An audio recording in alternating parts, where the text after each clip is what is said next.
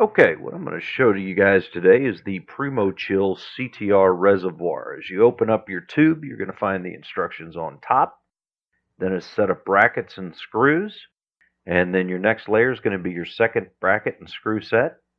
So what you're going to have is your instructions and a couple sets of mounting brackets and screws. Move that out, and that's going to be your CTR reservoir. And when you pull that out, that's going to be the extent of the contents within your tube. So this is the compression tube reservoir. And what I'm going to show you here is how do you get these tops back on these reservoirs. Now what I'm showing you here is the advanced top and the seal and then the inner portion. Now you set that seal down on your table first, and then you take the inner portion and you set it on top. And you've got to be careful on how you set your reservoir over top of this in order to be able to get it up and get that top portion on. So as you can see here, I'm going to get it all set up, and then I'm going to take my reservoir and I'm going to set it straight down.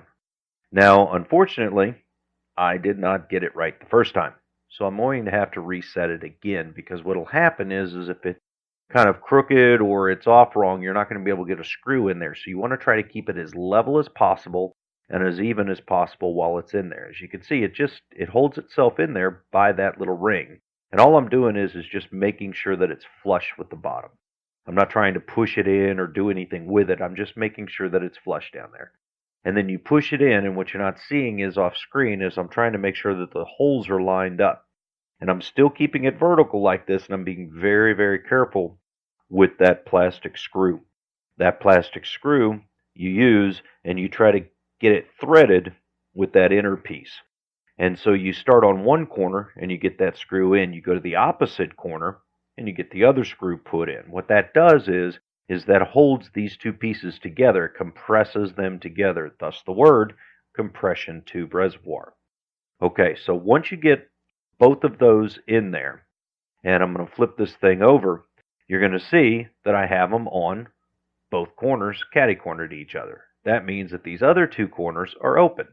So we grab our screws and we actually drop them in to those opposite corners. We tighten them down, we pull out the other screws, the plastic ones that are in there, and then we put in the regular screws in those holes. And that's how you get these caps put back on these tubes.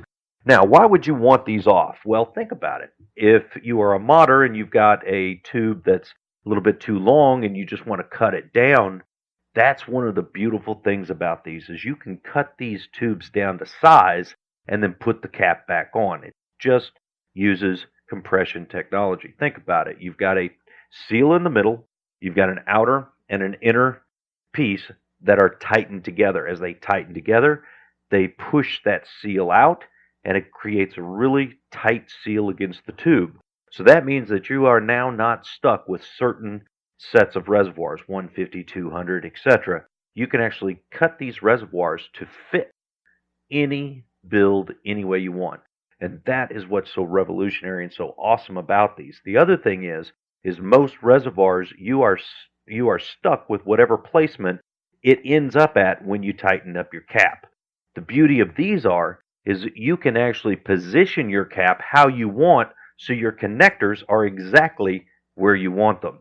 And that is really cool.